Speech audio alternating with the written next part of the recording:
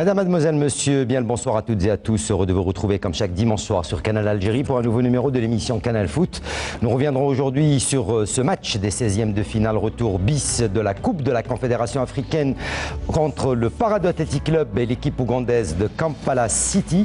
Nous parlerons de ce match également des Verts face à la Zambie. C'est dans moins de 15 jours. Ça se passera au stade Moustapha Tchaker à Blida avec donc ce premier match de cette phase de poule des éliminatoires de la CAN 2021 et l'Algérie pour son premier match affronte la Zambie.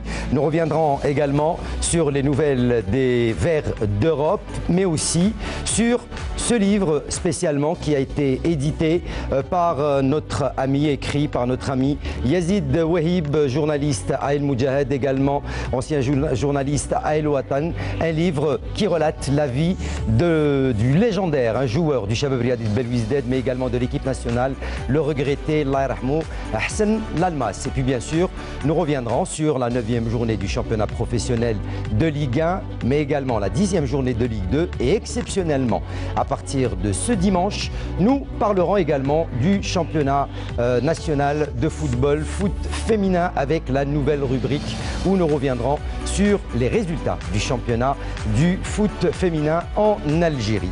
Pour cette émission, j'ai le plaisir d'avoir à mes côtés ce soir Ahmed Laribi qui nous parlera aujourd'hui beaucoup du football féminin. Bien le bonsoir Ahmed Laribi. Bonsoir Hakim, bonsoir Abdelnour, et puis comme chaque dimanche, toujours très ravi de vous accompagner. Et également présent, Abdelnour Kawa, présent avec nous. Bonsoir Abdelnour. Bonsoir Hakim, bonsoir Ahmed.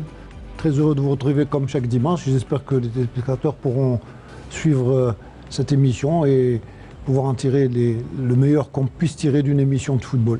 Eh ben c'est ce qu'on souhaite également. Allez, sans trop nous attarder, on démarre donc cette émission avec notre rubrique incontournable Allez les Verts, dans laquelle nous parlerons aujourd'hui bien sûr de la Coupe de la Confédération africaine, mais également des Verts et de ce livre, hein, donc avec Hassan Lalmas, la légende. C'est juste après le jingle.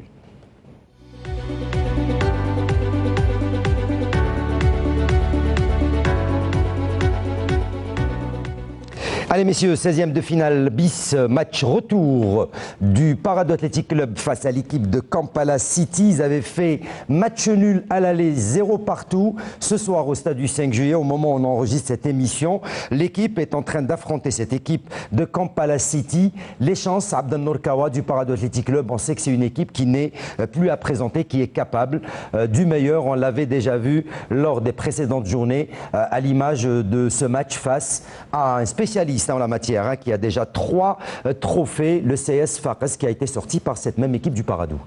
Oui, effectivement, le Parado a pris goût, si vous voulez, en quelque sorte à cette Coupe d'Afrique. C'est vrai qu'ils ont sorti une grande équipe qui est celle de Sfax. Là, aujourd'hui, ils ont fait un match aller très intéressant pour eux, puisqu'ils reviennent avec un nul 0 partout. Bon, attention, le match aujourd'hui n'est pas gagné d'avance. C'est un score piège, hein, on le sait. Absolument, c'est un score piège. Il ne faudrait pas qu'ils encaissent d'abord, ça c'est sûr. Et il faudrait qu'ils marquent pour se qualifier. Donc ça ne va pas être un match facile aujourd'hui pour eux. Hein. Ahmed Laribi, une équipe qui n'a absolument rien à perdre. Hein. Le Parado, c'est une première pour eux. Ces jeunes joueurs, ces prodiges de cette académie du Parado Athletic Club, qui jouent une première historique, cette compétition continentale, la Coupe de la CAF. Ils n'ont absolument rien à perdre. C'est tout à leur honneur, même s'ils perdent aujourd'hui face à Kampala City. Ouais, j'espère qu'ils ne vont pas perdre. Non, on l'espère, bien sûr. C'est pas ce qu'on souhaite. Et puis ce qu'il faut retenir de ce match aujourd'hui, Hakim, c'est que c'est l'un des plus importants matchs que va jouer le Parado. Tout simplement parce qu'ils sont à 90 minutes, si vous voulez, pour pouvoir rentrer dans l'histoire. Et puis, moi, je ne suis pas inquiet pour le Parado.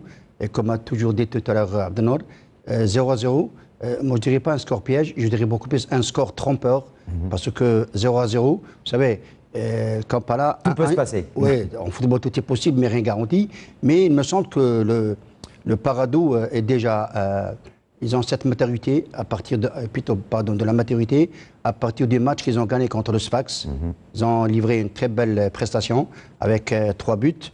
Et puis aujourd'hui, il faut aller vers l'avant, essayer de marquer un but très tôt parce que l'équipe adverse Kampala City, c'est vrai, 0-0, il va leur ouvrir beaucoup plus de chances pour se dire qu'on va jouer en bloc, en case derrière et occuper les espaces pour marquer un but qui va, si vous voulez, faire changer la donne du match. Eh bien justement, comment le Paradou Athletic Club a préparé cette rencontre et ce match retour face à l'équipe de Kampala City, l'équipe ougandaise. Sarah Derbel est partie à la rencontre de l'équipe du Paradou Athletic Club et de son entraîneur Alexander Tchalo et nous est revenu avec ce sujet. On le voit et on se retrouve juste après.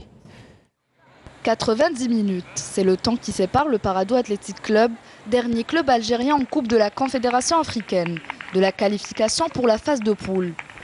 Après avoir réalisé un match nul en Ouganda, les poulains de Francisco Tchalo ont bien préparé cette manche retour. Nous sommes à jouer avec les champions d'Ouganda. Nous ne sommes pas à jouer avec quelques équipes. Nous sommes à jouer. Je pense que ce n'est pas une responsabilité, il y a toujours une ambition équilibrée.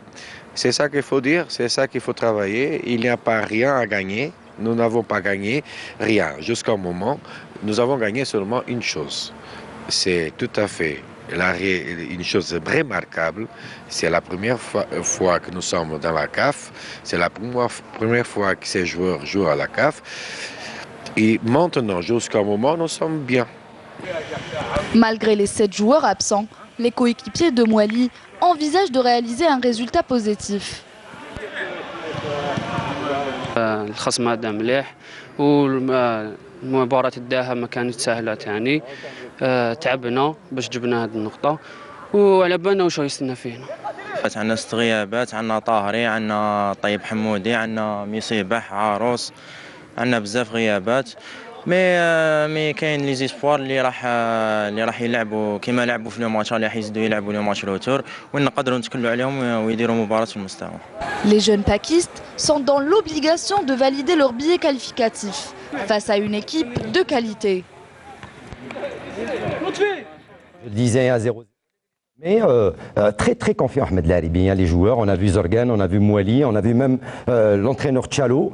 Tout le monde est confiant, tout le monde dit qu'on n'a absolument rien à perdre, même s'il y a énormément d'absents pour ce match. Oui, en parlant d'absence, il va y avoir l'axial Pouchina qui ne va pas être aligné, il est suspendu. Bouchina. Et puis je pense que c'est Douar qui va prendre sa place. Et puis on a oublié de dire qu'il y a aussi une absence de marque, c'est Ben Ayed qui a reçu une blessure, l'autre match du Paradou contre Chlef, c'est un match qu'on avait commenté ensemble. Donc il en a pour une année. Donc on lui souhaite de revenir très tôt sur le terrain. Et puis en étant confiant, parce que c'est une équipe joueuse, on l'a toujours souligné. Et puis les joueurs ont eu cette faculté d'aller vers l'avant et de se transcender, parce qu'ils sont en pleine confiance. Et quand on est en pleine confiance, on peut réaliser des exploits. Abdelnour. Ce qu'il faut noter également, c'est que ce sont de jeunes joueurs qui découvrent cette Coupe d'Afrique d'une part et qui découvrent même notre championnat. Donc pour moi, c'est vraiment une prouesse. Il y a beaucoup d'espoirs qui vont évoluer ce soir. Mais c'est coutumier au PAC. Ce sont des jeunes qui sont en pleine formation. Ils continuent leur formation d'ailleurs à chaque match. Et maintenant, les résultats, ils avaient très mal débuté le championnat. Si vous vous rappelez, Tchalo, quand on l'avait invité... Il m'avait pris au défi d'aller vérifier. D'aller vérifier. Effectivement, l'année passée, le PAC avait très mal débuté le championnat. Puis au fur et à mesure des matchs, ils sont améliorés. Ils ont rejoint pratiquement Et c'est ce qu'il avait dit. Normalement, s'il gagne le prochain match de championnat, prochaine journée de championnat, il dépasse d'un point le résultat qu'ils avaient dans la même période de la saison dernière. Donc bon, c'est assez révélateur. Ce sont des jeunes qui, comme je vous l'ai dit, découvrent non seulement le championnat algérien, mais découvrent aussi le championnat continental. Une Coupe d'Afrique, c'est pas absolument. Et là, ils ont joué contre des équipes qui sont d'abord aguerries. Même le Kampala City est une équipe qui a déjà évolué, qui a déjà joué la Coupe Nous avons CAF. même joué contre eux, nous, déjà en 76. Donc, ça veut dire que c'est pas une inconnue. Absolument, ce n'est pas une inconnue dans ce genre de compétition. Donc, tout ce qu'on peut leur souhaiter, c'est qu'ils puissent se qualifier ce soir. 90 minutes au Paradou. Le match a débuté, on espère, pour les Pakistes, une qualification historique, qui restera historique pour ce club, créé à partir des années 2005 à peine. Donc, ça fait pas très longtemps et qui est en train de donner du plaisir au football national. On reste donc avec nos équipes nationales, puisque le Paradou qui représente l'Algérie à cette compétition continentale, l'équipe nationale qui, vous le savez, dans J-12 jours affrontera la Zambie pour la première première journée des éliminatoires de la CAN 2021. Djamel Belmadi, qui pour l'instant a envoyé des préconvocations à plusieurs joueurs, on en parlera dans quelques instants, prépare cette rencontre avec beaucoup d'intérêt puisque, comme on dit souvent, on a tout intérêt à bien rentrer dans son match lors de la première journée, surtout que ça se passe ici au stade Mustapha Tchaker à Blida. Ce sera à 20h le 14 de ce mois de novembre. Ahmed Laribi. Oui, ce qu'il faut retenir, c'est que l'ensemble des joueurs de la sélection nationale sont en plein boom. Ils ont eu cette forme sportive, mis à part un ou deux joueurs qui n'ont pas encore eu le rythme et, si vous voulez, les repères dans le jeu. Mais il y a une certaine problématique, je dirais, dans plutôt le poste de latéral gauche, arrière gauche. Quand on sait que Belsebaini s'est blessé, quand on sait que... Mais il pourra revenir, hein, on allait en parler, donc c'est juste une petite blessure, il sera d'attaque pour le match. Oui, je voulais tout simplement anticiper que si jamais Belsebaini ne sera pas du match, Zefan n'est pas là. Zefan n'est pas là. Zefan, d'abord, il n'a pas encore repris parce qu'il n'a pas trouvé de club. À un moment donné, c'était prévu qu'il aille rejoindre son ancien entraîneur, Christian Kourkouf, à Nantes. Au début, ça a été bien, mais vers la fin, ça n'a pas marché, ça n'a pas abouti. On ne sait pas pourquoi. Dommage pour ce Zefan qui a fait... Reste Roulem, Fawzi Roulem, mais bon. Roulem, moi j'ai suivi ses déclarations, il a été vraiment très logique dans toutes ses déclarations. Il a dit tout simplement, je ne pouvais pas venir en équipe nationale parce que je n'étais pas apte sur le plan physique, tout simplement. Et aujourd'hui, Aujourd'hui, si on fait appel à lui, il a raté quelques matchs, mais lui, il veut revenir par la grande porte. Abdelnour? Eh ben, après la Coupe d'Afrique, on a eu le plaisir de voir l'équipe nationale jouer 3 matchs amicaux. Bon, ça a été des matchs qui... Je pense que l'entraîneur en a tiré des enseignements. Là, aujourd'hui, il a essayé plusieurs variantes également. Voilà, il a essayé plusieurs variantes. Aujourd'hui, on retrouve la compétition officielle. Donc ça va s'étaler pratiquement sur une année. Le premier match contre la Zambie va être très important. C'est sûr que nous avons tout intérêt à gagner ce match-là d'une part, pour pouvoir mieux appréhender les autres matchs. Mais je pense que, quel que soit aujourd'hui l'absent, il pourrait vite être remplacé, oui. Bon, c'est vrai que Zefan n'est pas là, c'est vrai qu'on parle de Roulem, mais il y a toujours des variantes où il peut toujours trouver des solutions quant aux absents. Mais ce qu'il faut souligner également, c'est qu'on va retrouver pratiquement les mêmes 23 joueurs. S'il y a 2-3 blessés, bon, ils seront remplacés. Vous allez en parler peut-être tout à l'heure. Belmadi a fait une liste élargie. Et on retrouve des noms qui figuraient de par le passé, qui reviennent. Alors j'avais dit Zefan, excusez-moi, c'est plutôt Fares qui sera absent, qui s'est blessé également et qui sera absent. Fares qu'on connaît, qui joue sur ce côté droit, l'arrière droit de cette formation de l'équipe nationale. C'est Mohamed Fares. Oui, Fares qui s'est blessé, je crois. Il s'est blessé, voilà, qui ne sera pas là. On attend d'abord ce que va devenir Belsebaini concernant sa blessure. Mais si jamais il ne pourra pas l'aligner, il y a aussi la doublure qui est Abdellaoui, qui peut sauver la face aussi. Et puis, connaissant le mode de fonctionnement de M. Djamel Belmadi, à chaque fois, il a des solutions. Il a des solutions et puis il peut changer à n'importe quel moment. Eh bien justement, Djamel Belmadi va avoir le choix, dans le choix de ses joueurs. Voilà, donc va avoir le choix dans le choix de ses joueurs. Alors si on commence à parler un petit peu des Verts d'Europe et d'Asie, donc on a Hani, l'international, Sofiane Hani, qui a marqué lui aussi un doublé ce week-end avec son équipe Al Rafra. Il en est à son 6e but depuis l'entame de la saison, lui qui avait fait le bonheur du FC Bruges, si je me rappelle bien, en Belgique, il y a 2 saisons de cela. Ben oui. Bon, maintenant il retrouve ses marques, parce que vous savez que quand on change de football, quand on change de pays également, parce qu'au Qatar, c'est pas évident de s'adapter, il fait très chaud, je crois qu'ils ont mis, lui, tout comme Brahimi, vous allez peut-être en parler tout à l'heure. Oui, on va en parler dans quelques instants, juste après. Mettre du temps pour s'adapter. Actuellement, on est en train de voir un peu les difficultés que traverse, comment il s'appelle, Belaïli au niveau avec son club. Ouais. Avec son club, il a des problèmes d'adaptation, ça c'est sûr. Maintenant, Hani retrouve ses marques, tout comme Brahimi. Bon, on ne parle pas maintenant des joueurs qui sont là-bas depuis quelques années, ils se sont adaptés. Mais je pense qu'il va encore marquer beaucoup de buts cette saison. Brahimi également, Ahmed Laribi, qui vient de marquer aussi un doublé. Il a donné la victoire à son équipe Al Rayyan en inscrivant 2 super beaux buts. Oui, je vais vous surprendre en vous disant que j'ai suivi presque tous les matchs de Brahimi. il me semble qu'il est dans une forme époustouflante parce que il fait ce qu'il veut. Balle au pied, il dribble tout le monde. Il arrive d'ailleurs, le dernier match, il a marqué 2 buts. Il est parti, il a fait une distance de presque 35 mètres et au dernier moment, il a marqué avec son extérieur pied droit. Et puis, concernant Abdenour a parlé de Belaïli. Belaïli, Abdenour, je pense qu'il c'est pas un problème d'adaptation, c'est beaucoup plus un problème entre lui et l'entraîneur suisse. Parce qu'à chaque fois qu'il le fait changer, Belaïli n'a jamais accepté son changement, alors qu'il a un statut maintenant, il faut qu'il accepte ça. De grands joueurs sont passés par cette situation et n'ont jamais rouspété. Donc je pense que quelque part, Belaïli doit obéir à l'entraîneur aussi. J'avais suivi le match Ali de Jeddah contre l'Ittihad de Jeddah. Le Ali avait gagné, puis l'entraîneur l'avait sorti à la 65e. Il n'a pas aimé, hein, donc il a mal réagi. Après match, il a été interviewé par la presse, par les journalistes saoudiens, et il avait dit qu'il devait rencontrer les dirigeants pour parler un peu de sa situation. Ah oui, c'est vrai que Belaïli, qu'on le connaît.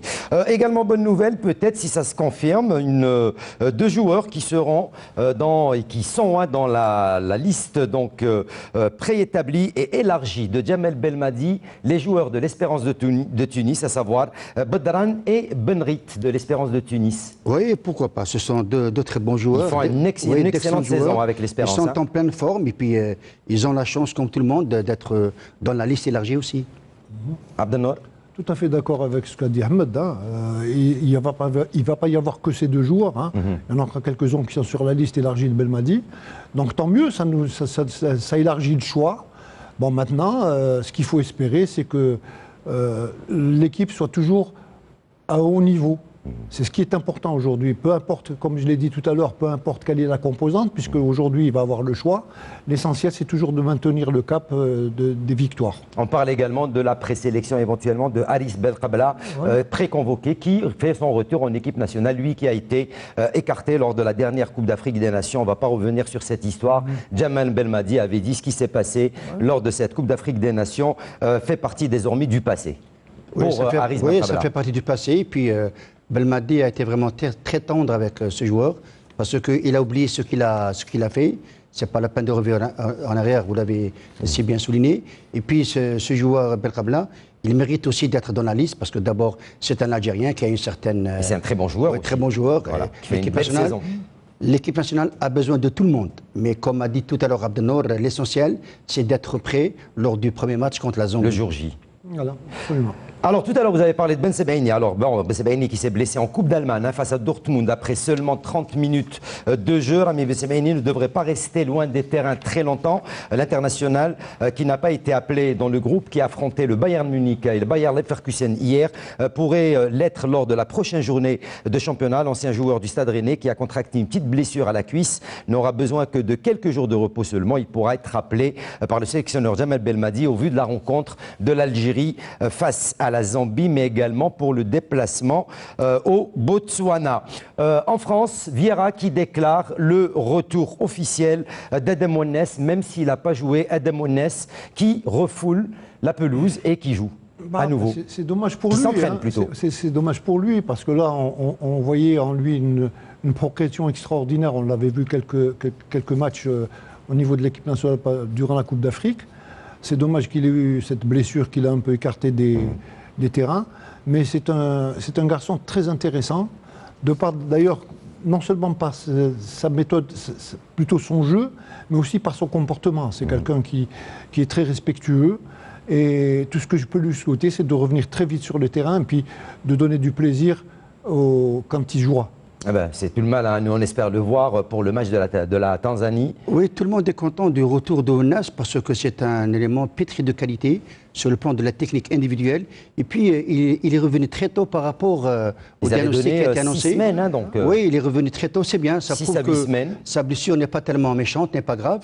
Et puis, excuse-moi, Ahmed, ça prouve aussi qu'il est sérieux. Qu'il a été très bien pris en charge. Très bien pris en charge, déjà. Merci. J'allais en parler parce que, vous savez, le staff médical là-bas est très élargi et très compétent. Et puis nous sommes très contents pour le retour de Ounas, parce que la sélection a besoin de ses services aussi. Allez, avant de parler de l'arbitre de la rencontre, hein, donc Algérie-Tanzanie, on vous le rappelle, éliminatoire de la Coupe d'Afrique des Nations, première journée qui se jouera donc le 14 de ce mois de novembre au stade Moustapha Tchaker à Blida à 20h. Lahlou Ben Braham, l'arbitre international algérien qui a été retenu par la commission d'arbitrage de la Confédération africaine de football CAF pour la phase finale de la CAN 2019 des U23 qui se tiendra en Égypte et qui sera qualificatif pour les Jeux Olympiques de Tokyo 2020. C'est tout bon également pour l'arbitrage algérien. C'est tout bon pour l'arbitrage. Malheureusement, on aurait voulu voir les U23 participer à cette compétition. Bon, qu'on ait un arbitre, ça serait bien. Bon, maintenant, il faudrait qu'il représente dignement l'arbitrage. Voilà, l'arbitrage surtout algérien, parce que là, on va peut-être en revenir sur ça plus tard. Mais il y a beaucoup de choses à dire sur l'arbitrage aujourd'hui. Hein. Algérien. Ahmed? Oui, c'est vrai que l'équipe olympique ne participe pas parce que on a toujours eu ça à travers la gorge. Mais le football algérien, il est bien représenté par les deux arbitres qui sont Lahlou et Ben Braham. Non, c'est Ben Braham Lahlou, c'est lui. Ah, c'est lui. Il sera seul. Voilà, c'est le seul, c'est l'unique. Il y a un seul, c'est peu. Voilà. Je trouve que c'est peu. Eh ben, oui, c'est peu, mais bon, c'est déjà un avantage. Oui, voilà, c'est déjà mieux que rien. Et puis je le disais, donc l'arbitrage pour le match Algérie-Tanzanie du 14 pour la prochaine journée de qualification, c'est le monsieur Tessema.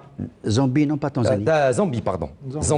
Zambie, ce sera donc l'arbitre éthiopien qui arbitrera cette rencontre. C'est l'arbitre de 39 ans qui avait déjà dirigé le match de l'Algérie face à la Côte d'Ivoire qui s'est terminé sur une victoire des Verts au pénalty lors de la dernière Coupe d'Afrique des Nations. L'arbitre éthiopien Bemlak Tessema, c'est lui qui officiera cette rencontre et donc il sera accompagné par ses compatriotes Kindi Moussé et Tigile Gizwa Belacho, alors que le quatrième arbitre sera Théodoros Letiku. Ce sera des Éthiopiens pour cette rencontre. Je ne sais pas si vous connaissez la particularité de cet arbitre. Il est petit de taille, très petit de taille. Il est très très mobile. Il bouge énormément, on l'a vu.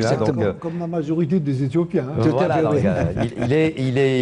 il a fait du demi-fond avant d'être arbitre. C'est inné chez eux. C'est inné chez eux. Voilà donc pour ce qui était de cette partie consacrée à l'équipe nationale. On arrive à la deuxième partie. Et je vous le disais en titre, ce livre qui a été écrit par notre collègue et confrère Yazid Wahib, qu'on a déjà eu l'occasion de recevoir ici sur ce plateau de l'émission Canal Foot. Yazid Wahib qui rend hommage à un grand nom du football algérien, à la personne de feu Hassan Lalmas, monsieur Yazid Wahib, qui avait organisé au musée olympique du côté de la salle Harsha une vente dédicace il y a quelques jours de cela. On va voir les quelques images de cette vente dédicace où il y avait du beau monde, à l'image de Mustafa Dahleb qui était présent, mais également certains arbitres, Dr Bichari, l'arbitre Zekrini, mais également d'autres grands noms du football algérien qui étaient présents lors de cette vente dédicace. Abdelnour Kawa, c'est toujours bon d'avoir des journalistes qui connaissent le football, qui ont toujours suivi le football, qui font des ouvrages tels que celui-ci, consacrés à certains grands noms du football ou même à certains clubs, parce qu'il y a énormément de clubs, il y a également de grands footballeurs qui nous ont quittés et sur lesquels on n'a pratiquement rien gardé sur eux. Effectivement, là, j'ai eu l'occasion de rencontrer à deux reprises Yazid Wahib quand il a commencé à écrire un peu le livre. Hassan Lalmas, Allah yarhamou, pour ceux qui ne le connaissent pas, fait partie des meilleurs joueurs algériens et africains que l'Algérie, enfin en parlant de joueurs algériens, oui, que l'Algérie a enfanté. Hein. Moi j'ai eu l'occasion non seulement de jouer contre lui très très jeune, mais j'ai eu l'occasion de jouer avec lui en équipe nationale. J'étais vraiment jeune.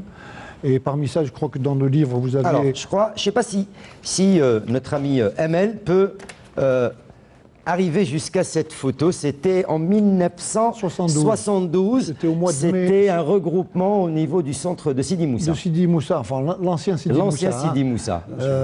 À l'époque, il n'y avait que la villa et puis un terrain en tuf à côté. Donc c'était à l'occasion c'était l'équipe maghrébine qui avait été réunie à l'occasion de l'inauguration du 5 juillet au mois de mai 72. Et Hassan Lalmas était avec nous, bien sûr. Ce fut parmi les derniers matchs qu'il avait joué au niveau de l'équipe nationale. Mais ça reste, pour moi, hein, puisque j'ai eu l'occasion de, non seulement, comme je vous l'ai dit, de jouer avec lui, de l'écouter, d'écouter un peu ses conseils. Dommage qu'il n'aurait pas, parce qu'après sa carrière, il a essayé d'être entraîneur et tout, mais on n'a pas utilisé un peu tout son savoir. Et c'est comme la majorité des gens du football algérien, à l'image de Mesmaïn Kabatou, de beaucoup d'autres que je pourrais citer, bon, pour ne pas trop m'étaler, mais c'est dommage qu'on ne puisse pas prendre des enseignements de ces gens-là. Ahmed Laribi, je vais revenir vers vous, puisque c'est quand même quelqu'un qui a joué dans un club qui vous est cher, à savoir le Chabab Riadi de Belwizded, dans lequel vous avez évolué, vous avez eu l'occasion de le voir évoluer. On va tout d'abord écouter Yazid Wahib, hein, donc notre ami Yazid Wahib, qui a écrit ce livre, donc Hassan Lalmas, la légende, il répond aux questions de Smaïl Miloudi. Alors on disait tout à l'heure le pourquoi du livre, صح. لماذا علاش كتبت كتاب على لالماس الله يرحمه؟ كتبت كتاب على لالماس لان لالماس في حياتي الرياضيه كان نحسبه من احسن لاعب كره قدم في الجزائر. درك باش ندير كتاب على لالماس كانت لازم لي امكانيات وكانت لازم لي اعانه تاع الزملاء والاشخاص كاين اللي ما نعرفهمش. سمعتهم اللي راح نكتب كتاب على لالماس عاونوني. اللي عطاني تصور اللي عطاني دي دوكيومون عطاني دي دوكيومون اللي حكى لي محمد بن زاوي حاضر معنا اليوم هنا في الندوه هذه عاوني بزاف باش صوروا بلي دوكيومون سور لا في ولا كارير تاع حسن لالماس. زيد لهذا الشيء هذا مؤسسه مدار خاصه المدير العام لمجمع مدار ولا ميزون ديديسيون ديوان والكوميتي اولمبيك عطاونا لوكازيون ديتر ايسي اليوم بور بريزونتي لو ليف. هذا الكتاب هذا تاع لالماس يحكي حكايه لالماس ابيبري من نهار زاد حتى نهار توفى. داير نهار بدا جورناليست انا اللي يعطيك فلوس.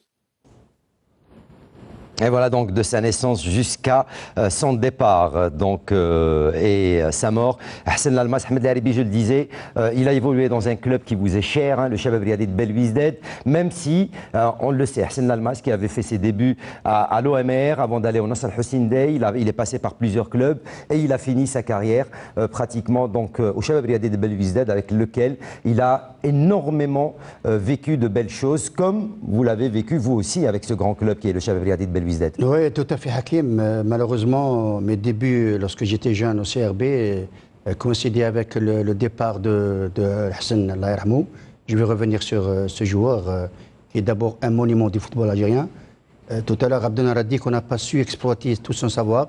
Parce que d'abord, c'était un gars qui avait de la personnalité, un gars qui faisait peur aux gens sans parler. Bah oui. Oui, il faut le souligner parce qu'il avait cette carrure. Quand on dit chez nous, Rjladik. Et faut pas oublier, il était policier aussi. Oui, il était flic. Et concernant les clubs dans lesquels il a évolué, vous avez oublié un seul club, c'est l'USS Santé. L'USS Santé, il y a lui oui. et Mohamed Abrouk qui ont joué dans ce club.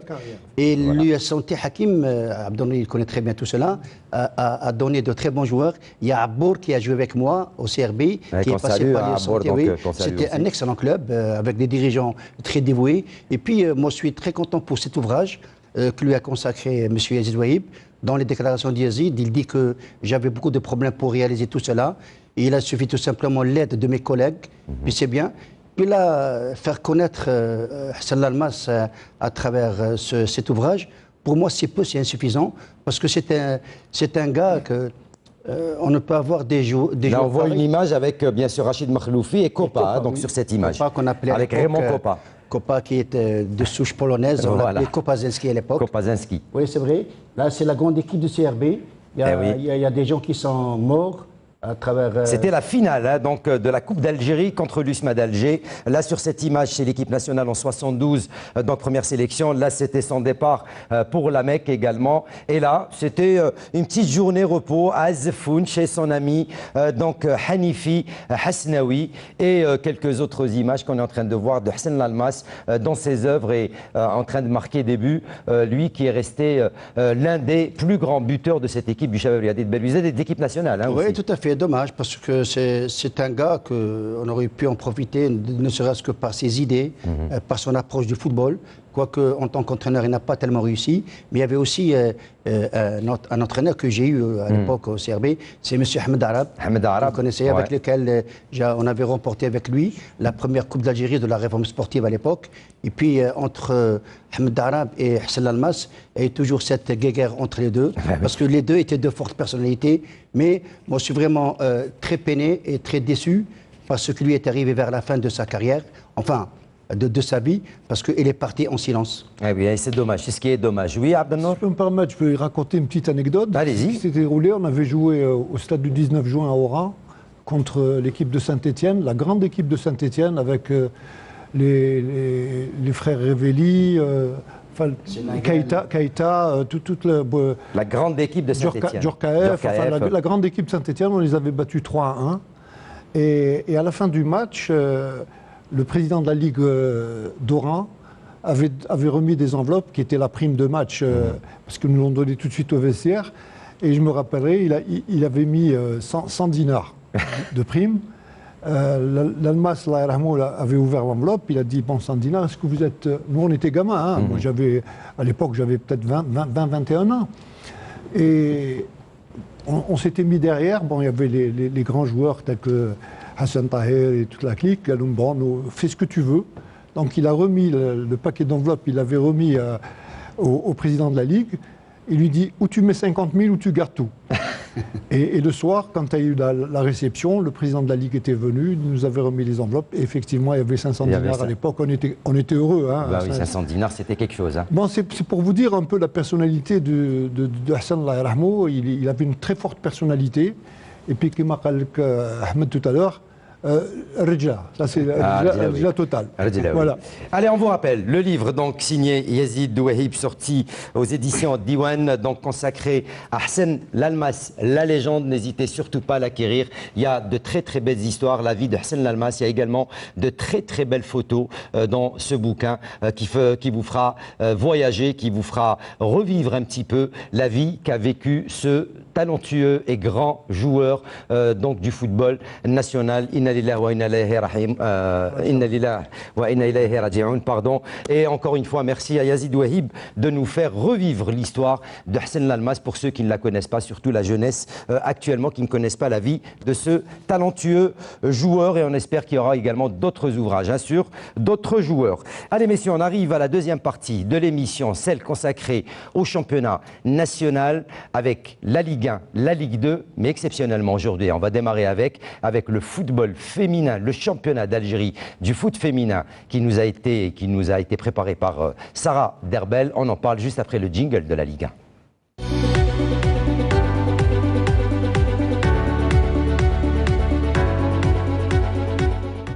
Allez, le championnat national de football féminin qui a débuté il y a déjà 4 journées. On en est à la 5e journée avec 12 clubs qui évoluent dans ce championnat. Ahmed Laharibi, un championnat que vous connaissez, vous avez toujours défendu le foot féminin. Certes, il est un petit peu délaissé, certes, il faut plus de moyens, certes, il faut plus de matchs, plus d'équipes, plus de terrain également, mais un football féminin qui essaye de s'en sortir avec les moyens qu'ils ont, avec le peu de moyens plutôt qu'ils ont. Oui, le peu de moyens et aussi le peu de médiatisation aussi, il faut souligner. C'est vrai, quand on parle du foot féminin algérien, c'est vrai qu'il y a certaines équipes qui arrivent à s'en sortir par rapport à d'autres. Et puis, moi, j'aime pas quand je vois des scores de 16 buts à 0. Ça prouve qu'en face, il n'y a rien, c'est pas tellement révélateur. L'équipe nationale a bien gagné 14 à 1, hein, je me rappelle, face à la Mauritanie, je pense, oui, ça avec un 5 buts ou 6 buts de Hassan Lalmas, je crois, lors de ce match. Mais dans le foot féminin, c'est pas tellement révélateur. Et puis quand on voit le classement actuel après 4 journées, Il y a la SSN, c'est la Sûreté nationale, et qui mène le débat parce qu'ils ont 4 victoires sur 4 matchs, ils ont 12 points. Et puis derrière, il y a la JFK, le groupe, qui a battu dernier vendredi, elle a battu le FC Constantine, entraîné par Madame Fertoul, qui a remporté l'année passée. Qui est quand même une grande équipe, hein, le Tout FS à fait, Constantine. oui, mais la JFK groupe, elle est arrivée, cette équipe a ramené quelques joueuses expérimentées qui vont lui donner, si vous voulez, un plus dans le jeu. Et puis derrière, en 3e position, il y a le FCC. En 4e position, il y a l'ASE Adjacent. En 5e position, il y a Akbou qui a battu Adjacent hier. Il y a l'affaire Relizane. Oui, l'affaire Relizane, elle traîne un peu parce que c'est une équipe en reconstruction. Quand on connaît l'entraîneur que vous connaissez parfaitement, M. Mouaz, oui, tout à fait. Donc c'est une équipe qui est en pleine reconstruction. Et puis il y a le retour aussi de l'ancienne joueuse de l'équipe nationale qui revient, c'est Bouhanni Naïma. Oui, parce qu'elle a eu une grave blessure. Elle s'en est sortie parce qu'elle a de la volonté, elle revient. Et puis, il y a certaines équipes, en principe, qui ne doivent même pas figurer dans les C12 clubs parce qu'ils n'ont pas de moyens. C'est des équipes qui ne s'entraînent pas. Ils n'ont pas assez, si vous voulez, de terrain où s'entraîner. Les terrains sont consacrés aux garçons. Et puis, moi, j'ai toujours dit qu'il faut y aller à 8 ou 10 clubs pour avoir un niveau. Parce qu'à 12, il y a problème de restauration, problème d'hôtellerie, de déplacement. Les équipes n'ont pas assez d'argent, donc c'est un peu compliqué pour eux. Mais c'est des équipes qui arrivent à s'en sortir avec l'aide de la Ligue de football féminin qui est dirigée par M. Kasri Jamal. Allez, pour vous en mettre l'eau à la bouche, je vous propose d'aller suivre ce match qui a opposé la Sûreté nationale à l'équipe d'affaires Relizane, 2 équipes capées dans le championnat national de football. Sarah Derbel s'est déplacée pour aller assister à cette rencontre et nous a préparé ce sujet. Une précieuse victoire pour la Sûreté nationale face à une bonne équipe d'affaires Relizane. Les policières ont confirmé leur relance en battant les filles de Mouaz Sid Ahmed sur le score de 3-1 au stade de Ouled Fayet. Dès l'entame de la première période, les coéquipières de Wadah ont ouvert le score après seulement 5 minutes de jeu, sur pénalty signé Kenza Hadjar. La formation de Relizane a raté quelques occasions sans parvenir à réduire la marque. Une autre faute défensive permet aux filles de la Sûreté nationale d'inscrire le 2e, par Besma Ben Khlef sur pénalty également, après une demi-heure de jeu. Un 3e pénalty dans cette rencontre à la 62e minute de jeu, mais cette fois-ci pour les camarades de Bouhanni. Après une faute de main, le pénalty a été inscrit par Khadija Khlifouch. Malgré les 3 changements effectués par le coach Mouaz, les filles du FR n'ont pas pu revenir dans le score. De leur côté, les protégés de Amer Mohamed ont réussi à mettre le ballon dans les cages de la gardienne Hadda Ayed, grâce à un joli but de Rahma Ben Aïchouch à 5 minutes de la fin. Un match très correct par rapport à l'adversaire qui était bien placé. Il y a eu beaucoup d'engagement physique dans ce match. Donc le placement il a été correct. Je pense qu'on a fait un match très correct des 2 parties. On vise, Inch'Allah, pourquoi pas un autre doublé, Inch'Allah, pour confirmer le titre de l'an dernier. الحمد لله ربحنا هذه المقابله كانت صعيبه امام فريق افاق غليزان فريق كبير وعرفنا كيفاش نجيو المقابله الحمد لله المهم لي 3 بوين يعطيهم الصحه البنات حطوا واش كاين كاع وان شاء الله نكملوا هكا. Match équitable mais vraiment les joueurs sont de penalty à partir de 4e minute de jeu après la 31e minute de jeu. Mais vraiment, les joueurs ils sont à passage à vide pendant 2 matchs consécutifs. Mais vraiment, il y a quelque chose qui peut faire attention. Mais vraiment, c'est toujours l'arbitre. كنا باغيين شغل ندو لهم 3 بوا باش نوصلوا او موا هما يلعبوا على الشامبيون ومن حنا ثاني نلعبوا على الشامبيون فهمتني ايا ما كناش نقراو في هاد الخساره كاع وزاد جا البيناتي 2 بيناتي ما كناش نقراو لهم كامل. Une 4e victoire consécutive qui permet à l'AS Sûreté nationale de conserver le fauteuil de leader. Et oui, ce qui est dommage, Ahmed Laribi, je voulais vous poser la question, c'est que quand on voit le championnat, on retrouve ni Mouloudia d'Alger, ni Entente de Sétif, ni GS Kabylie, ni Usma d'Alger, ni Shabab Riadi de Belwizded. Comment ça se fait que dans le football féminin, ces grands clubs ne se tournent pas un petit peu vers le foot féminin? Pourtant, c'est pas les moyens, je dirais, c'est pas les moyens qui manquent. Eh bien, mon cher Hakim, c'est une très très bonne question. Parce que si on veut relever le niveau du football féminin en Algérie, il n'y a qu'à copier d'abord sur les pays européens. Quand on voit l'Olympique Lyonnais, le Paris Saint-Germain, l'OM Marseille, toutes les équipes professionnelles ont une discipline féminine qui est le football. Et puis, ça a été débattu il y a quelques années concernant la Ligue de football féminin dirigée par M. Kassi, Jamal, dans le sens où il fallait dire qu'il faut imposer aux clubs de la D1, même de la D2, de pouvoir avoir des équipes féminines. Mais à un moment donné, ça a été vraiment très difficile de faire comprendre aux responsables. Quand on voit qu'il y a le FC Constantine, donc il peut très bien également faire partie du CS Constantine. Quand on vient voir qu'il y a le FC Béjaïa qui peut aussi très bien aller soit vers la GSMB ou vers le MOB de Béjaïa. Il y a l'ASOC Oran qui peut aller vers le MCO ou vers l'ASMO. Donc c'est pas faute qu'il n'y ait pas de club dans la région. Oui, Hakim, le problème n'est pas là. C'est vrai que c'est réalisable, mais il y a un manque de volonté de la part des dirigeants. Lorsque vous allez affronter des dirigeants de D1 et vous leur dites qu'il va falloir intégrer une section féminine. Ils vont vous prendre pour un fou parce que d'abord, ça ne les intéresse pas.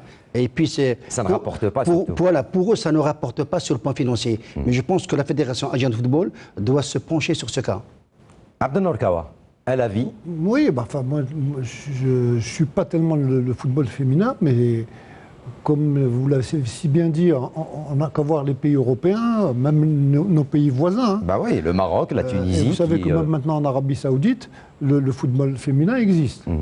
Donc ça veut dire que les gens essayent de développer ce sport qui est en Algérie, qui n'est pas si nouveau que ça, parce que nous avons des équipes féminines quand même depuis plus d'une quinzaine d'années. Et nous avons des joueuses qui ont évolué à l'étranger également. 1997. Ça fait 22 ans. Ça fait 22 ans. On a eu des joueuses qui ont évolué dans les grands clubs européens, à l'image de l'Olympique de Marseille, l'Olympique Lyonnais. Malheureusement, ça ne s'est pas développé. C'est vrai, quand maintenant on parle des grands clubs, les grands clubs, ça ne les intéresse peut-être pas dans la mesure où ils ont déjà beaucoup de difficultés à trouver des finances pour les clubs. Non seulement des finances, ça c'est une autre... C'est une autre, absolument. Mais ce qu'il faut souligner, c'est que déjà ils ont beaucoup de problèmes avec les différentes catégories de jeunes qu'ils ont pour déjà pouvoir trouver des terrains d'entraînement. Maintenant, avoir une équipe de filles, parce que quand on a une équipe fille, ça suppose avoir toutes les catégories également. Donc ça demande quand même un investissement non seulement financier, mais il faut trouver les terrains. Et puis il faut trouver les entraîneurs. Déjà que nous n'avons pas d'entraîneurs au niveau des jeunes, spécifique aussi aux filles. Donc c'est un choix qu'il faut peut-être voir dans quelques années, où il faut vraiment développer ce football. Rapidement, puisqu'on parle du foot féminin, c'est bien d'en parler aujourd'hui, parce que d'abord ça va éveiller certaines consciences. Et puis je vous donne un petit exemple au football marocain, dans leur championnat, les équipes féminines seniors, elles jouent uniquement en senior. Les équipes jeunes féminines, elles sont affiliées dans les championnats garçons. C'est-à-dire que les jeunes filles jouent avec les garçons. Ça devient mixte. Voilà. Ça, c'est intéressant. On peut copier là-dessus. Voilà, on peut copier là-dessus. C'est ce qu'ils font un petit peu à l'étranger. Allez, donc c'est un dossier qui va rester ouvert. On en parlera très très souvent. Et dès qu'on aura la possibilité dans cette émission, l'émission Canal Foot. Tout de suite, les résultats de cette 5e journée, le classement, mais également le programme de la prochaine journée du championnat national féminin.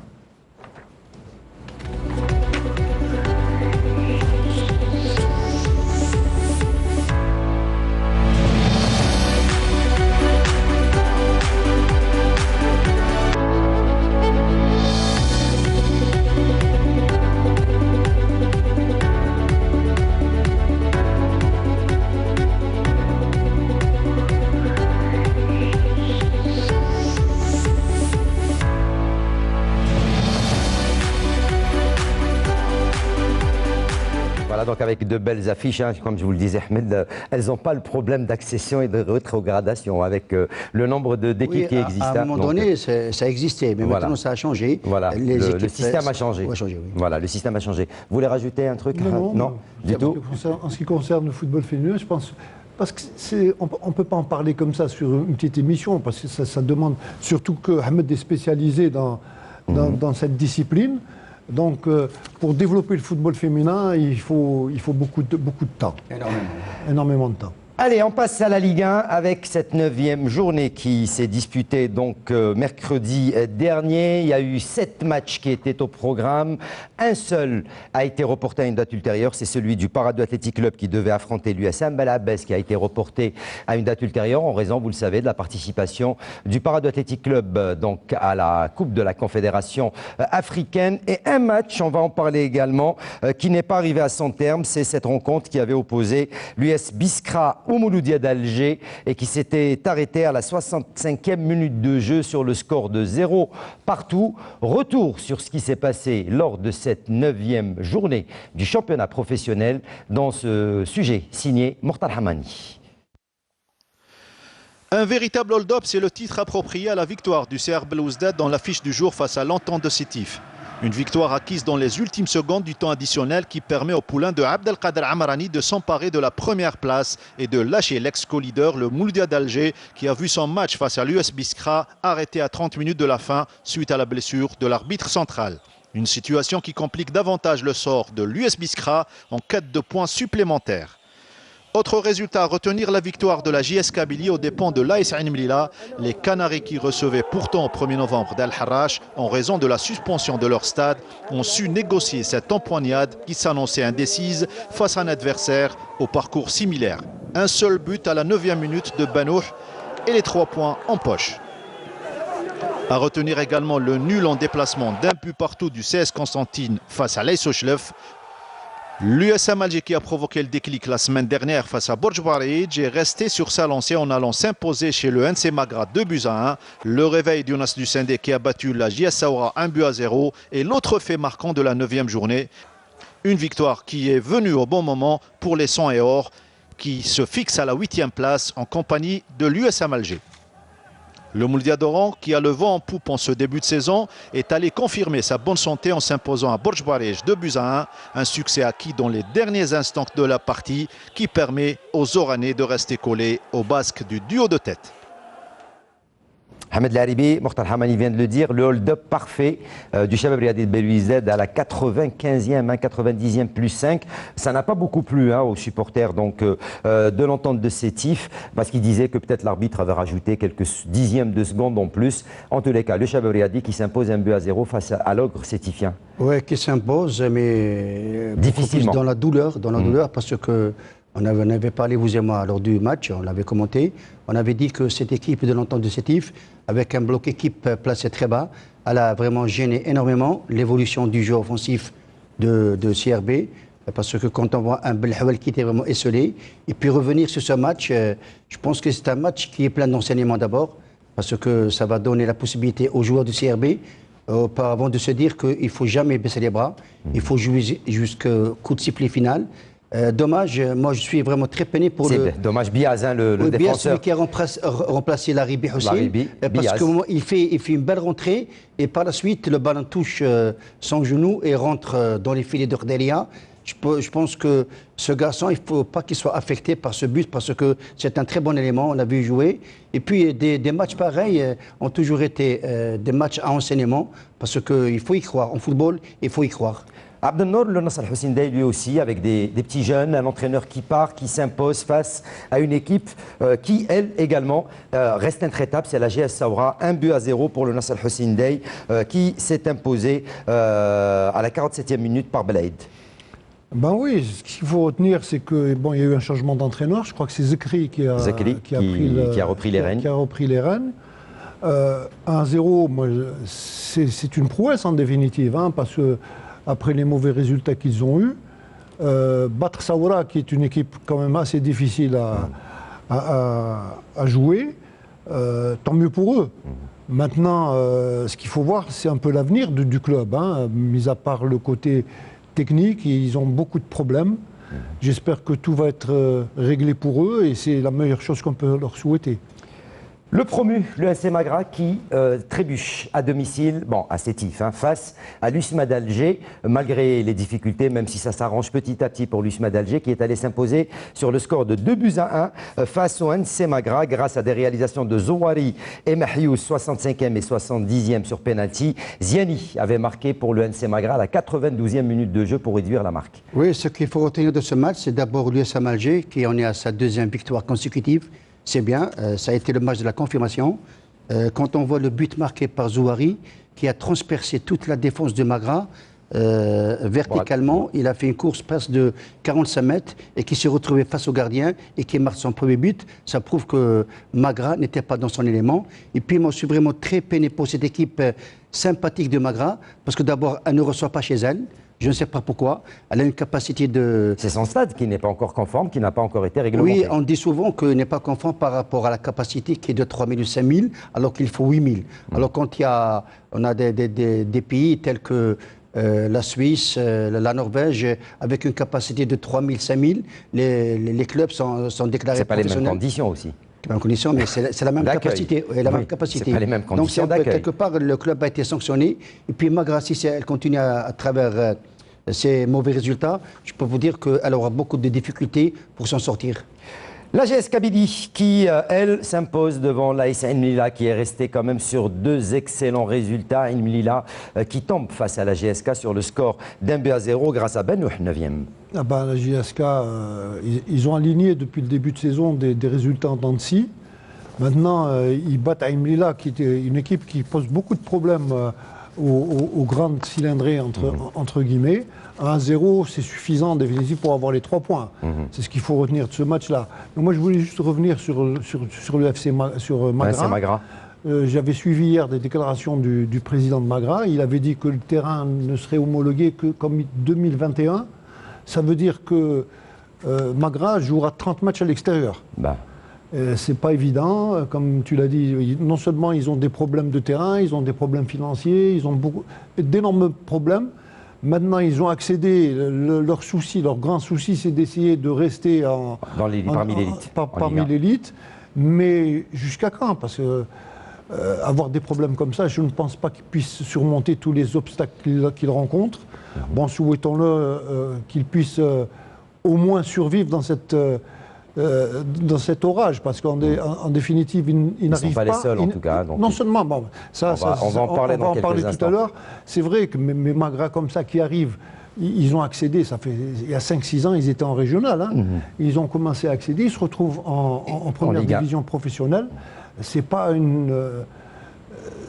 par hasard, c'est qu'ils ont dû avoir non seulement de bonnes équipes, mais le président avait dit qu'il avait financé lui-même au départ. Et qu'aujourd'hui, il se retrouve pratiquement sans rien. Et comment survivre à tout ça? On va en parler dans quelques instants, puisqu'on va revenir sur cette commission, donc la DCGF, qui était appelée DSNG, qui s'est réunie avec les clubs. On va y revenir dans quelques instants. Pour finir, et avant d'en parler, le match qui a été arrêté en raison de jet de pierre, blessure de l'arbitre, 64e minute de jeu, l'US Biskra face au Mouloudia d'Alger, 0-0, et un match qui est arrêté en raison donc de jet de pierre et de la blessure de l'arbitre.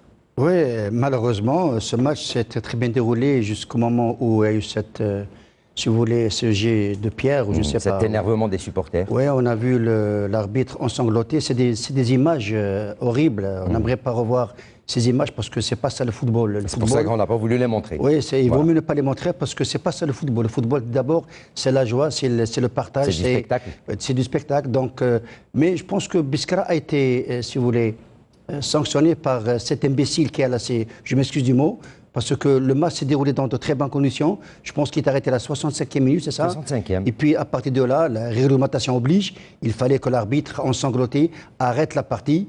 Et puis les sanctions qui vont tomber sur les Biskra. Demain ou après-demain. Ce qui est vraiment malheureux, Hakim, dans le football algérien, c'est à cause d'une frange de supporters qui sont mal intentionnés, arrivent à faire... créer d'abord la zizanie au niveau du club. Et gâcher la fête, comme on dit. Oui, gâcher la fête. Et puis les Biskra n'avaient pas besoin de cet incident, parce que d'abord, elle avait perdu 3-0 la semaine passée, et puis partie arrêtée, match perdu. Peut-être qu'ils vont recevoir une amende, ils vont recevoir une suspension de terrain. Ça va, donc je peux vous dire que bonjour les dégâts. Abdelnour. C'est le deuxième incident qu'on voit depuis le début de saison. Hein. Il y a eu à la GSK Billy. Celui de la GSK, aujourd'hui Biskra. C'est dommage parce que j'avais vu un peu l'ambiance qui régnait au stade, non seulement avant le match, mais pas en première mi-temps. Il y avait une ambiance extraordinaire des deux galeries, puisque beaucoup de supporters du Mouloudia avaient été à Biskra. Et ce qu'il ne faut pas oublier, c'est que beaucoup de Biskris supportent le Mouloudia. Ça, il y a beaucoup de supporters du Mouloudia. J'en parle en connaissance de cause, puisque j'avais entraîné Biskra moi, dans les années 2000, et la moitié de la population supportait le Mouloudia. Bon, maintenant, à cause, comme a dit si bien Ahmed, à cause d'un énergumène qui balance une pierre qui cache pratiquement toute cette fête, peu importer le résultat du match. Hein. On voyait ce qu'on avait vu pendant la première mi-temps, une domination du Mouloudia, quelques contres de Biskra qui aurait pu également faire mal au Mouloudia, mais arrêter le match à pratiquement 25 minutes de la fin, c'est vraiment dommage. Et maintenant, quelles vont être les conséquences de cet arrêt? C'est ce qu'il faut souligner maintenant.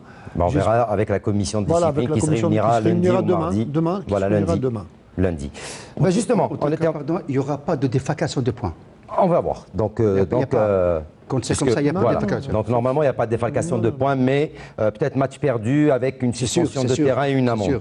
Allez, tout à l'heure, on en avait parlé. Donc les clubs algériens qui souffrent énormément, à l'image du NC Magra, à l'image de l'US Biskra, à l'image de l'USMA d'Alger, du Mouloudia d'Alger. Beaucoup de clubs souffrent. C'est pourquoi il y a eu donc la création de ce qu'on appelait la DNCG. Donc à un certain moment, Direction nationale de contrôle de gestion. Aujourd'hui, l'appellation a changé. C'est la DCGF qui s'est réunie et son président, donc Abdouche, qui fait un constat.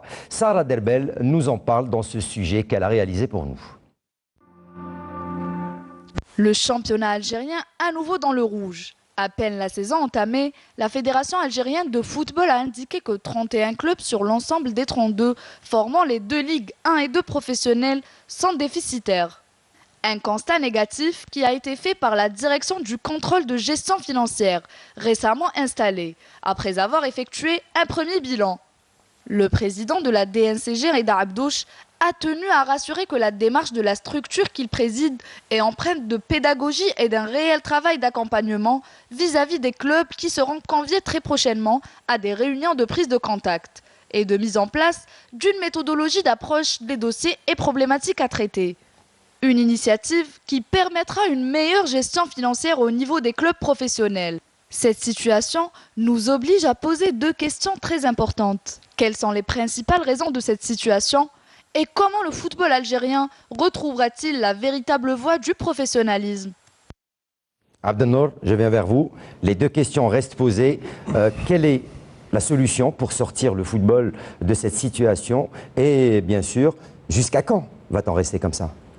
Vous savez, le professionnalisme a été lancé en 2010. Il a été lancé parce qu'il fallait le lancer, tout simplement. Donc, il n'y avait pas eu d'études ou approfondies pour pouvoir tracer la route que les clubs devaient suivre. Parce que la base du professionnalisme, c'est tout d'abord l'infrastructure. L'infrastructure, les finances, les moyens. La base, la base, c'est qu'il faut avoir des terrains pour s'entraîner. Or, pas beaucoup de clubs l'ont. Ensuite, c'est les finances.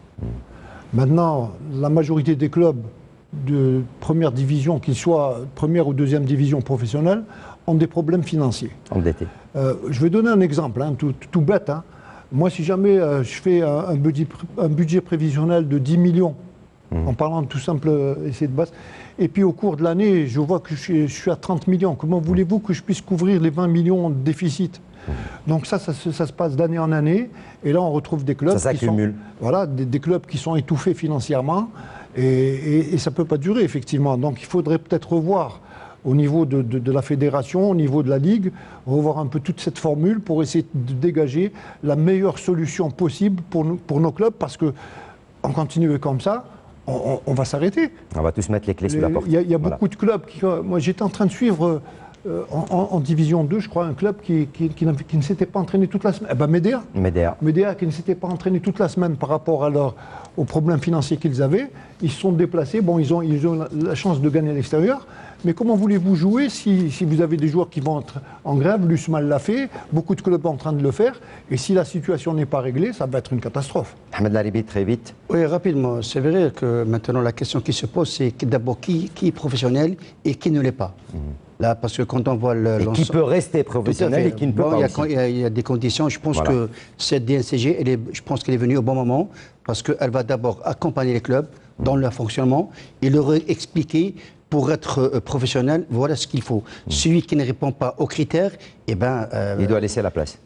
Évidemment. Et puis, en parlant des problèmes financiers, tous les clubs de la D1 et de la D2 ont des problèmes financiers. Je ne parle pas du problème de la division amateur, parce que là, c'est encore... À l'exception du PAC. À l'exception du Parado Athletic Club, voilà. Exception, bien vers le nord. Et puis, ce qu'il faut dire, Hakim, je pense que cette DNCG est arrivée au bon moment pour d'abord arrêter l'hémorragie.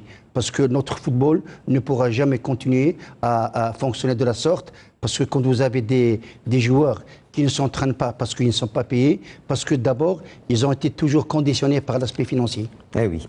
On va aller tout d'abord donc voir un peu ce qui se passe du côté exemple. Comme par hasard, ça tombe bien puisqu'il y a eu ce match qui a été arrêté, Biskra qui souffre depuis quelques années du manque de financement. Pourtant, un très beau stade, de beaux supporters qui sont derrière, il y a du monde, il y a tout ce qu'il faut pour pratiquer le football, les supporters qui suivent leur équipe un peu partout sur le territoire national, une équipe qui pratique du beau football, qui est arrivée en Ligue 1, c'est le deuxième club du Sud à être parmi l'élite puisqu'il y a la GS Saoura qui est arrivée auparavant, l'US Biskra par la suite, et ce club est en train de souffrir le martyre depuis quelque temps, faute de finances, faute d'argent. Il n'y a absolument rien. Ce qu'on demande également, vous allez l'entendre dans quelques instants, de la part du président, de l'entraîneur, mais également des supporters qui parlent comment ça se fait que c'est l'un des rares clubs ou seul club qui n'a aucun sponsor. La question reste posée, on en parlera. On voit et on écoute les sonores du président, de l'entraîneur Laqnaoui, mais également de quelques supporters, et on en parle juste après. L'équipe راهي تعاني من مشكل مادي. هذا الشيء اللي راهو صافدير اللي متعب ليكيب ومتعبني انا كون بريزيدون ومتعب كاع الناس والانصار الكل. وهذا ليكيب هذه ليكيب تاع الصحراء، احنا نمثلوا الصحراء بس كتمثل الصحراء. مي نشوف ناس واحد اخرى وناس دي زيكيب اخرى عندها دي سبونسور وبسكرا كاع ما عندهاش حتى سبونسور واحد، تريكو فارغ. نداء الوزير الاول ولا الناس الوزير الشباب والرياضه يشوف فينا.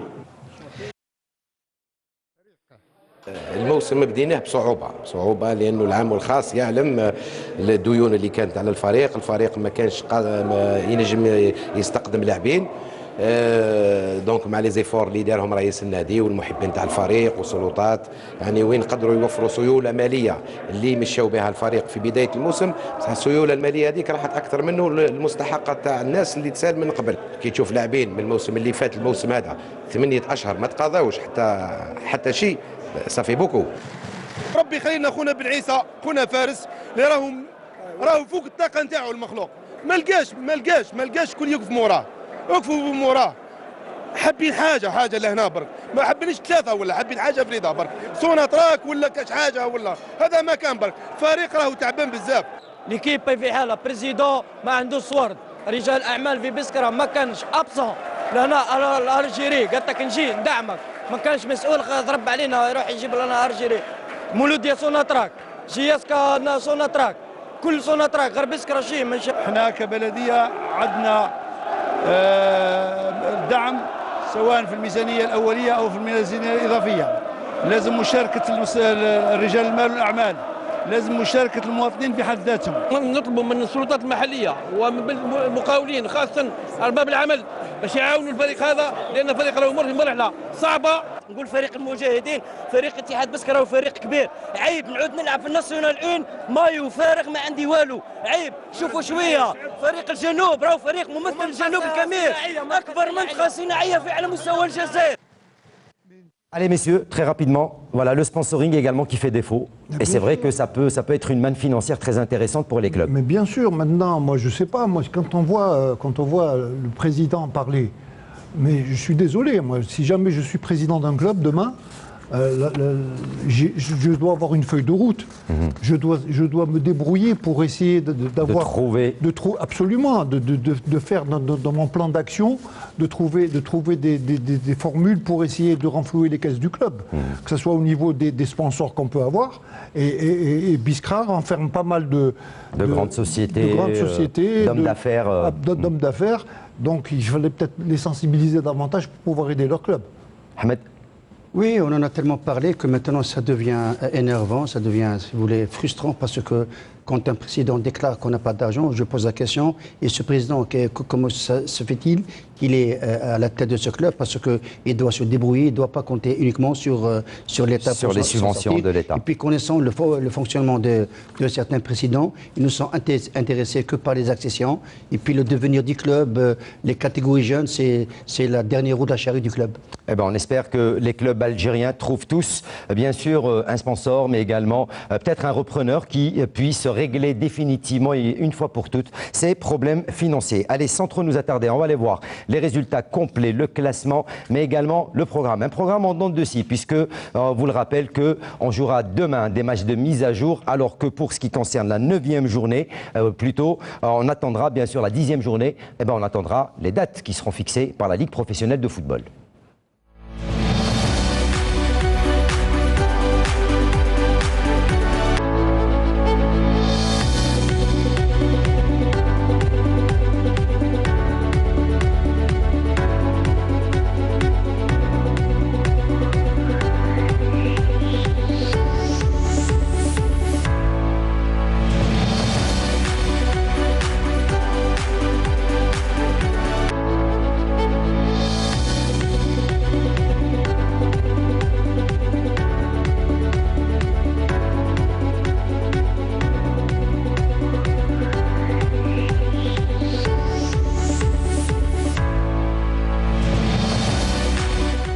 Allez, voilà donc, et je rappelle que la Ligue professionnelle de football a programmé donc deux matchs de mise à jour, ceux de la 5e journée. Il s'agira de l'USMA d'Alger qui affrontera la GS Saoura au stade Omar Hamadi à 17h. Ce sera donc ce lundi 4 novembre à partir de 17h45, et également l'USM Bel Abbès qui accueillera la GS Kabylie au stade du 24 février de Sidi Bel Abbès à 18h45. Match comptant pour la 6e journée du championnat.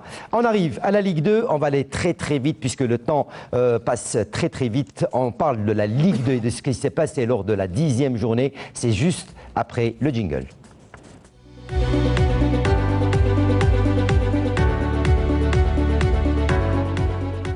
Et on va démarrer directement cette Ligue 2 avec le leader, l'Olympique de Médéa, qui était allé chercher une précieuse victoire du côté de la GSM Béjaïa. Un sujet et un match commenté par Jamel Boukercha.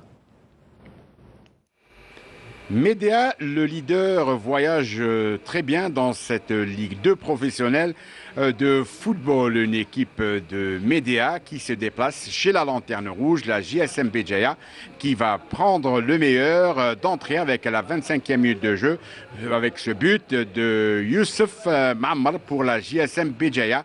Et l'entraîneur est très content de cette prestation, de ce début de championnat. L'équipe de Médéa par El Romari va rater une occasion devant le gardien de but de la JSM Béjaïa. Il va avoir d'autres tentatives avec cette balle qui va revenir et des joueurs de Médéa qui vont frapper de très loin. Une tentative concluante puisque El Romari, à la fin de la première mi-temps, remet les pendules à l'heure. En seconde période, il va avoir un cavalier seul du leader, l'Olympique de Médéa, qui va harceler les buts du gardien de la JSM Béjaïa, une équipe de Médéa qui, grâce à Lakroum, avec un slalom individuel, il frappe en coin. Il donne l'avantage 2-1. On joue la 75e minute de jeu de cette rencontre. Une équipe de Médéa qui prend les devants dans cette partie. L'équipe de Béjaïa et la JSMB qui va tenter de revenir sans succès. On va veiller au grain du côté de Sherfaoui, le défenseur et capitaine d'équipe. Victoire logique de Médéa, 2-1.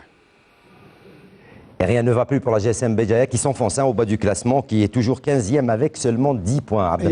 Et l'écart se creuse encore davantage. Davantage. À chaque fois on le répète, là on est à la 11e journée, ça commence quand même un peu à être inquiétant.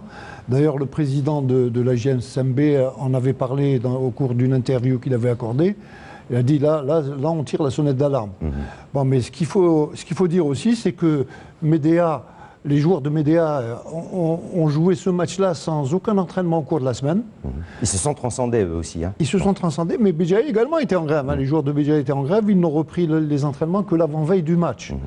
Donc vous voyez, ça veut dire quoi? Ça veut dire que ce qu'on avait développé tout à l'heure concernant les problèmes extrasportifs. Les problèmes extrasportifs, bon, Ahmed l'avait dit tout à l'heure, les joueurs sont intéressés par l'argent, bon, mais pas à ce point-là quand même.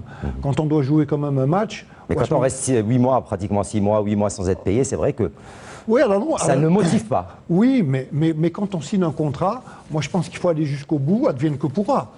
C'est pas en faisant des grèves qu'ils vont régler leurs problèmes. Ah ben c'est sûr. Donc voilà ce qu'on peut dire. Bon, bravo à Médéa qui reste quand même en tête. Et comme je vous l'ai dit, l'écart se creuse davantage. Et c'est dommage pour Béjaïa.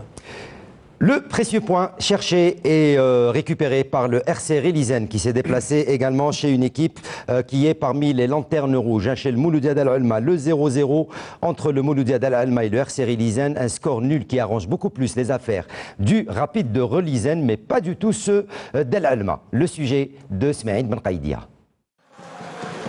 Avant l'entame de la rencontre, c'est une minute de silence qui a été observée à la mémoire de Khalil Mekhalfi, supporter du Mouloudia de l'Alma disparu cette semaine.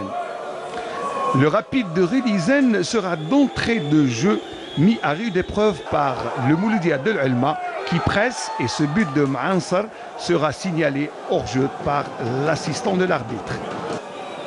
Les visiteurs répondront timidement par cette occasion. La minute qui suit, Boussif sur cette action réclame un penalty, mais l'arbitre restera intransigeant.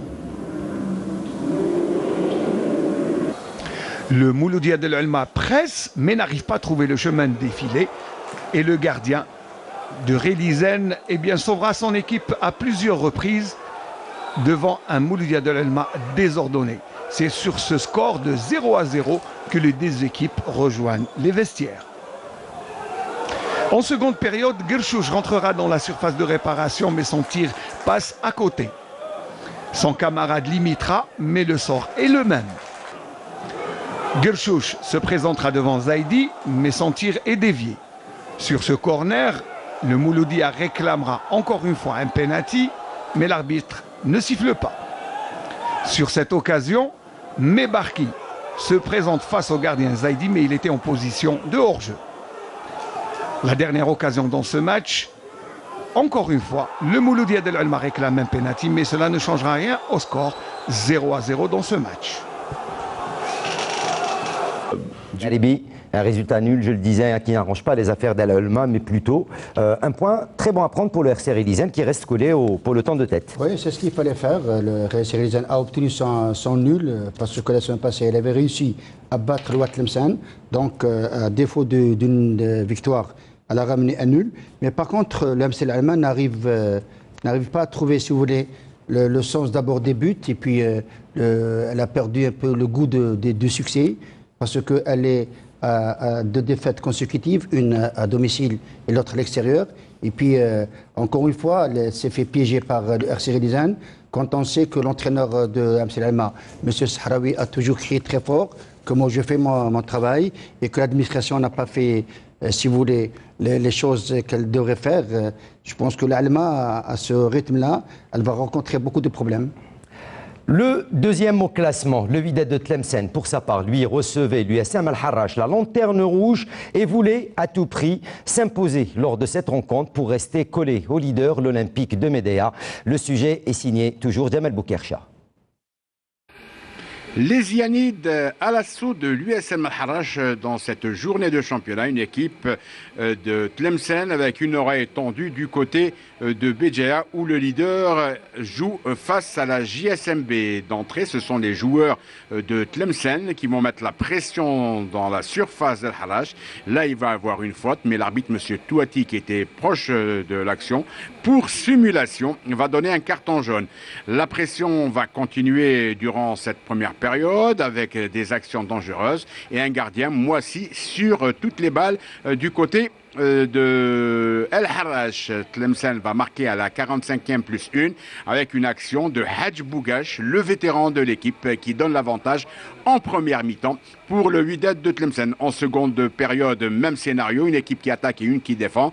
Il va y avoir un certain nombre d'actions pour Tlemcen, dont une va être juste au-dessus de la transversale, une seconde qui va y aller sur la transversale et la troisième sera bonne avec ce corner et cette tête de Hadj Bougache à la 75e minute de jeu et qui mène donc son équipe vers une victoire, un 2-0 en cette fin de seconde période. Hadj Bougache, l'homme de la rencontre. Al-Harrach va se réveiller, mais on tiendra bon dans la défense de Tlemcen. Un gardien de but qui va voir des ballons au-dessus de sa transversale, mais également à côté. Et c'est sur ce score de 2-0 que l'emporte le Wydad. Abdelnour Kawa, le Harrachi qui espérait, après cette première victoire de la saison, espérait peut-être revenir dans ce championnat. Il n'en est absolument rien, face également à Wydad de Tlemcen. Vous l'avez bien dit, face à Tlemcen, qui Tlemcen actuellement, avec Médéa, commence un peu à se détacher de... Ils sont dans le groupe de tête. C'est vrai qu'aujourd'hui, le Harrach, c'est pas la sonnette d'alarme qu'il faut tirer. Hein. Il faut trouver des solutions pour... Là, ils sont relégables. Hein. Ils sont pratiquement relégables. Avant la fin de la phase aller. Bon, maintenant, il y a certaines équipes qui, dans la phase retour, se réveillent et font à l'image du Chabab Riadi de Belouizdad la saison dernière. La saison passée, voilà, à l'image. Mais il y a eu quand même un apport financier. Il y a eu un apport financier. Donc, le Harrach, c'est vrai, est en train de manger du pain noir depuis pratiquement 2 saisons, 2-3 saisons. Hein. Et là, j'espère qu'ils vont sortir un peu la tête de l'eau parce que ça commence vraiment à être inquiétant pour eux. Le dernier match qu'on vous propose, c'est celui qui a opposé la GSM Skikda à l'USM Annaba, un sujet qui est signé par notre ami Ismaël Benkaïdia de la station régionale de Constantine. Il y avait foule au stade du 20 août de Skikda pour ce derby entre Skikda et l'USM Annaba. Et d'entrée de jeu, sur un exploit individuel, Hadef arrive à tromper tout le monde et a marqué à la 8e minute de jeu.